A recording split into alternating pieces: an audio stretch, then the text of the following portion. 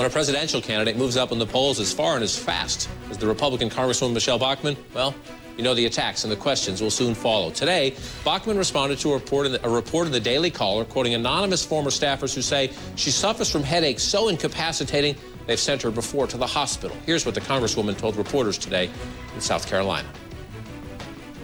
Like nearly 30 million other Americans, I experience migraines that are easily controllable with medication. Since entering this campaign for the presidency, I have maintained a full schedule between my duties as a congresswoman and as a presidential candidate, traveling across the nation to meet with voters in the key all-important states, early states of South Carolina, Iowa, and New Hampshire. CNN Chief Medical Correspondent Dr. Sanjay Gupta is with us now. Doctor, tell us first, stress-induced migraines. What are we talking about? Well, when you talk about migraines, people are typically talking about the migraine headaches, although migraines more strictly defined, there's usually a bunch of neurological things that are associated with it. People can be nauseated, they can have vomiting, they can have real sensitivity to light, but it's usually the headache that really characterizes these types of things. They occur typically on just one side of the head, which is a way to characterize or differentiate it from other headaches. Stress-induced, John, as you might imagine, there's all sorts of different triggers for these sorts of headaches.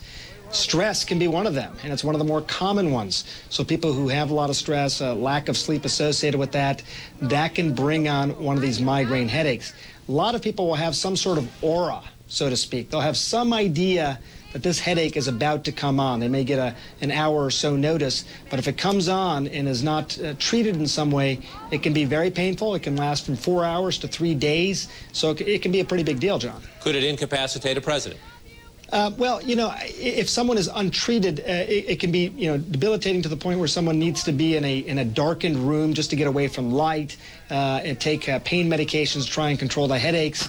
But when I talk about treatment, it can be treated very easily. Ms. Bachmann said that 30 million people roughly in the country have these migraine headaches. That's about right. So this is obviously a common ailment and something that neurologists have gotten a pretty good handle on if patients seek out treatment. And you mentioned patients usually feel it, especially patients who have this chronically. They have the aura, they feel it coming. What kind of medications are we talking about, and are there side effects to worry about?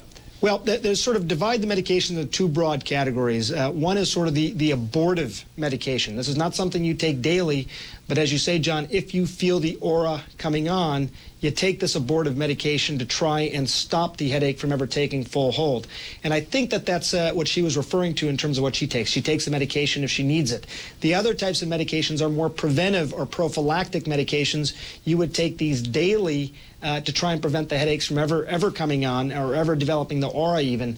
And if you're taking those, about 80 to 90% of people have pretty good results with this, with a pretty low side effect profile. There's a couple of the medications that have been studied that may cause some impact on the heart, but overall, again, tolerated by tens of millions of people. Yeah, well, we've asked the campaign, we should make clear specifically which medications she takes, and they have not responded to us as yet, and we hope they will. But on that scale, if I have pain, someone could tell me to take Tylenol, someone could tell me to take ibuprofen, or somebody could give me a Percocet or the Tylenol with codeine. There's a different scale of drugs for simple pain. Same here?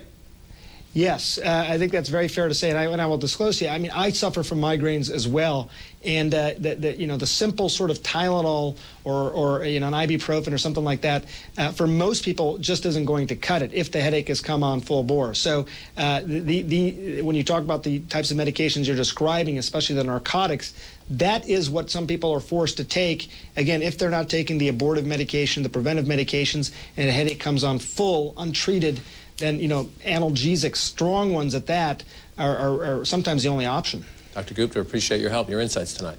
Thanks, Sean. Thank you.